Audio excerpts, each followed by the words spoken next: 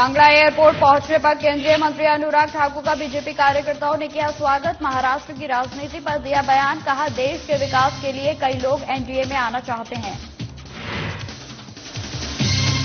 शिमला में सेब बिक्री को लेकर बोले बागवानी मंत्री जगत सिंह नेगी, कहा किलो के हिसाब से ही बिकेगा सेब।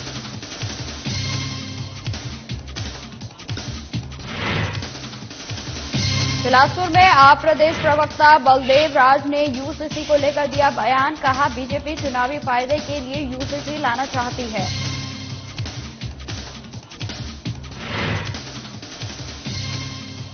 शिमला में आज से भारी बारिश का येलो अलर्ट, बारिश में अब तक 242 करोड़ से ज्यादा का हुआ नुकसान, 6 जुलाई तक होगी भारी बारिश।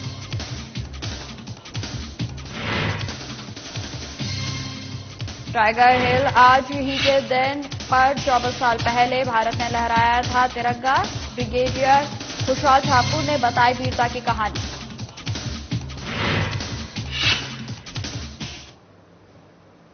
नमस्कार, स्वागत है आप सभी का हिमाचल की खबरों में। मैं आपके साथ निकिता कश्यप। बुलेटिन की शुरुआत करते हैं। कांगड़ा एयरपोर्ट पहुंचने पर केंद्रीय मंत्री अनुराग ठाकुर का बीजेपी कार्यकर्ताओं ने जोरदार स्वागत किया। वहीं मंत्री अनुराग ठाकुर ने पत्रकारों से बातचीत में कहा कि जम्मू कश्मीर को जो उसका हक था 75 वर्षों के बाद मिला है। धारा 370 और 35A का हटना अपने आप में बहुत ही कुछ कहता है कि जम्मू कश्मीर में शांति, विकास, भाईचारा पहले से बढ़ा है और यही नहीं, पर्यटकों की संख्या भी कई गुना हो गई है। मैं आपको बता दें कि उन्होंने यह भी कहा कि जम्मू कश्मीर में आंकड़े बताते हैं कि अब पथराव की घटनाएं बंद हैं, वहीं आतंकवादियों के खिलाफ कड़ी कार्रवाई हो रही है। साथ ही महाराष्ट्र की राजनीति में चल रहे उथल पुथल को लेकर केंद्रीय मंत्री अनुराग ठाकुर ने कहा कि देश के विकास के लिए बहुत सारे राजनीतिक दल एनडीए का हिस्सा बनना चाहते हैं और एनसीपी ने इसकी शुरुआत की है। जम्मू कश्मीर को जो उसका हक था वो 75 वर्षों के बाद मिला। धारा 370 35A का हटना अपने आप में बहुत कुछ कहता है कि जम्मू कश्मीर में शांति, विकास, भाईचारा पहले से ज्यादा बढ़ा है और यही नहीं, पर्यटकों की संख्या भी कई गुना ज्यादा बढ़ी। और आंकड़े बताते हैं कि जम्मू कश्मीर अब पथराव की घटनाएं बंद है, आतंकवादियों के खिलाफ कड़ी कार्रवाई हो रही है और पर्यटक और निवेशक जम्मू कश्मीर का रुख कर रहे हैं। कोई नहीं चाहता कि इसमें बदलाव हो। जहां तक न्यायालय में बात है, अगर कोर्ट में मामला विचाराधीन है, मैं तो इतना ही कहूंगा, दोनों सदनों ने इसको पास किया था। धारा 370 35A को सदा के लिए हटाया गया और ये जम्मू कश्मीर के हित में। प्रदेश में सेब सीजन की शुरुआत हो चुकी है और पहली बार सेब मंडियों में किलो के हिसाब से सेब बिक्री को हो रही है, जिसके लिए बागवानी मंत्री ने यह स्पष्ट किया है कि प्रदेश की मंडियों में सेब किलो के हिसाब से ही बिकेगा। जहां 24 किलो की सेब पैकिंग को लेकर मंत्री ने कहा कि यूनिवर्सल ग्रेडिंग के अनुसार 24 किलो से अधिक सेब पेटियों में नहीं आता, लेकिन यह पहला वर्ष है जिसमें किलो के हिसाब से सेब बिक्री की जा रही है। वहीं उन्होंने कहा कि अभी बागवान 24 किलो या अधिक की पेटी के अलावा क्रेटों में भी सेब लेकर आ सकते हैं, जिसकी बिक्री किलो के हिसाब से ही की जाएगी।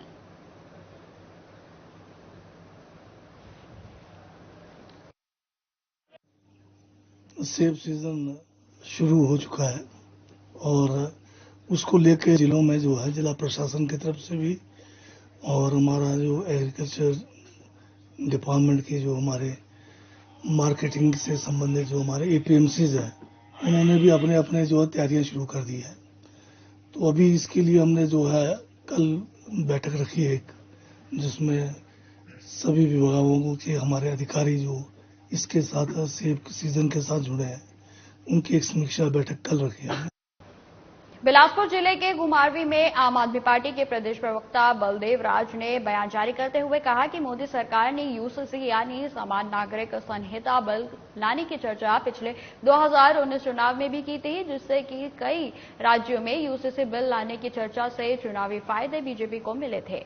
वहीं आपको बता दें, लेकिन उन्होंने आगे कहा कि लेकिन किसी राज्य में बिल ड्राफ्ट नहीं लाया गया था, उन्होंने कहा कि अरविंद केजरीवाल ने 8 महीने पहले 30 अक्टूबर 2022 को प्रेस वार्ता में बताया था कि संविधान के आर्टिकल 44 में साफ लिखा है कि यूसीसी देश में लागू करना देश की जिम्मेदारी है और देश में यूसीसी लागू होना चाहिए। पर मोदी सरकार की नीयत खराब होने के कारण जनता की भलाई के लिए नहीं बल्कि बीजेपी चुनावी फायदे और वोट बैंकिंग के राजनीति के लिए 2024 लोकसभा चुनाव के नजदीक यूसीसी बिल लाएगी। श्री अरविंद केजरीवाल जी ने प्रेस वार्ता में ये बताया भी था कि भाजपा की मोदी सरकार की नीयत खराब होने के कारण केवल और केवल यूसीसी बिल की चर्चा की जा रही है, लेकिन जब लोकसभा के चुनाव आएंगे तब ये चर्चा करेंगे और बिल लाने की कोशिश करेंगे 2022 के लोकसभा के चुनाव के नजदीक, क्योंकि भाजपा को जनता का फायदा कम लेकिन चुनावी फायदे की जरूरत और घोषणापन हमेशा पाने की इच्छा रहती है। प्रदेश में इस बार मानसून की दस्तक के साथ ही जून महीने में बारिश नॉर्मल से 30% ज्यादा हुई है। वहीं 24 जून से मानसून के कहर में अभी तक 242 करोड़ से ज्यादा का नुकसान हो चुका है, जबकि 27 लोग काल का ग्रास बन गए हैं। वहीं मौसम विभाग ने प्रदेश में आज से 3 दिन के लिए भारी बारिश का येलो अलर्ट भी जारी किया है। मौसम विज्ञान केंद्र शिमला के निदेशक सुरेंद्र पॉल ने बताया कि सुस्त पड़ा मानसून आज से फिर रफ्तार पकड़ेगा। इसके लिए 4 से 6 जुलाई तक भारी बारिश का येलो अलर्ट जारी किया गया है। इस दौरान उन्होंने लोगों को बेवजह नदी नालों के पास जाने से बचने।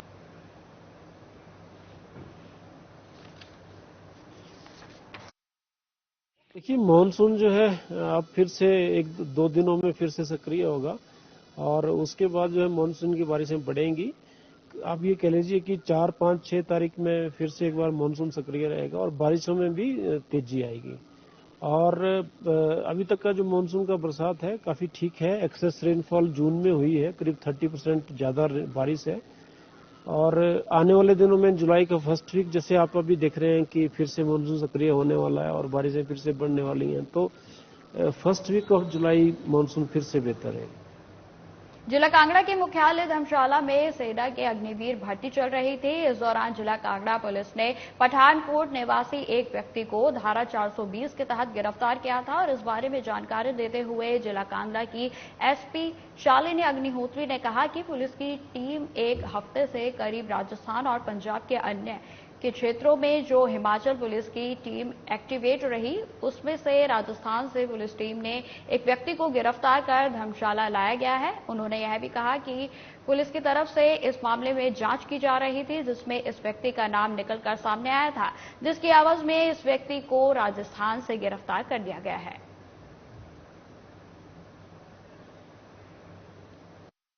यहाँ पे धर्मशाला में कंक्लूड हुई है, उसमें 420 आईपीसी में केस दर्ज हुआ था, जिसमें पठानकोट के रहने वाले एक व्यक्ति को अरेस्ट किया गया था।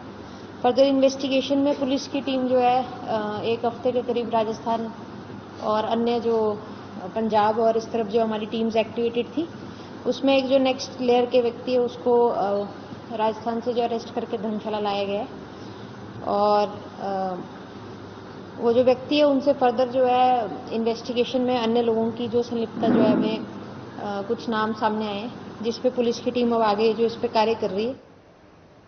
कारगिल युद्ध में 24 साल पहले आज ही के दिन 4 जुलाई 1999 को भारतीय सेना ने टाइगर हिल पर तिरंगा फहराया था। यह दिन हर किसी के जहन में आज भी है। इस पल को याद कर हर किसी का सीना फख्र से चौड़ा हो जाता है। युद्ध में कारगिल हीरो का तमगा हासिल करने वाले सेवानिवृत्त ब्रिगेडियर खुशहाल ठाकुर ने बताया कि 4 जुलाई 1999 का दिन आज भी हर भारतीय को याद है, जिसमें 18 ग्रेनेडियर ने 17,000 फीट ऊंची टाइगर हिल को दुश्मनों के कब्जे से छुड़ाकर तिरंगा फहराया था। जहां 17,000 फीट ऊंची टाइगर हिल पर तिरंगा लहराते ही पाकिस्तान की कमर टूट गई।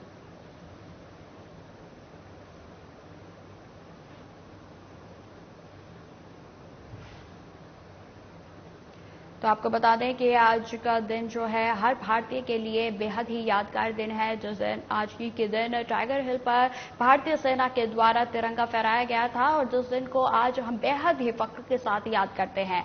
और इसी के साथ जो है पाकिस्तान की कमर टूटना भी शुरू हो गया था और जो आज हालात हैं वो कहीं ना कहीं आज से जुड़े हैं। लेकिन जो दो मशहूर चोटियां जो कि दराज सेक्टर में पड़ती हैं, और वो मेरे लिए और मेरे यूनिट 18 ग्रेनेडियर्स के लिए बड़े सौभाग्य की बात है कि उन दोनों चोटियों पर जो राष्ट्रीय ध्वज फहराने का मौका मेरी यूनिट को मिला। आज 4 जुलाई के दिन सुबह 4 बजे हमने टाइगर हिल के जो टॉप है उसके ऊपर कब्जा किया था और इस हिल में जो कि 16 से 18,000 फीट की हाइट पर है और जो नेशनल हाईवे है जो श्रीनगर से चलकर कारगिल और लेह की तरफ जाता है उसको बाधित कर रखा था हमारे सेना के साजो सामान के लिए। सियाचिन को अलग थलग कर रखा था और कश्मीर को मुद्दे को जो है उछाला गया था। ये पाकिस्तान का मकसद था। भारत विकास परिषद नाहन ने आज से पर्यावरण को लेकर औषधीय पौधे वितरित करके पौधारोपण कार्यक्रम आरंभ किया, जहां नाहन इकाई ने लोगों को पर्यावरण संरक्षण और विशेष रूप से औषधीय पौधों को लेकर जागरूकता कार्यक्रम की शुरुआत की गई। वहीं आपको बता दें कि जिसके तहत शहरी क्षेत्रों से लेकर ग्रामीण क्षेत्रों तक पर्यावरण को लेकर जागरूक किया गया। वहीं भारत विकास परिषद नाहन के अध्यक्ष पंडित लायक राम शर्मा ने बताया कि पर्यावरण को संरक्षण के लिए परिषद ने यह प्रयास किया है ताकि लोगों को जागरूक किया जा सके। वहीं इस अवसर पर मिट्टी के दिए जलाकर भी पर्यावरण संरक्षण का संदेश दिया गया।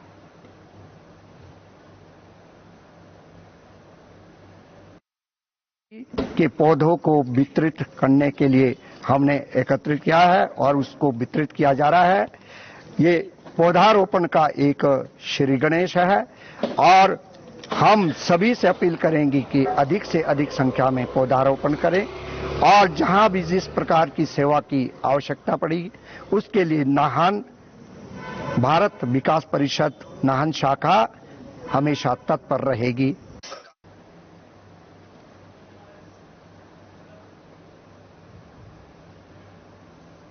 फिलहाल इस बुलेटिन में इतना ही। देश दुनिया की तमाम खबरों की जानकारी के लिए बने रहें हमारे साथ। नमस्कार।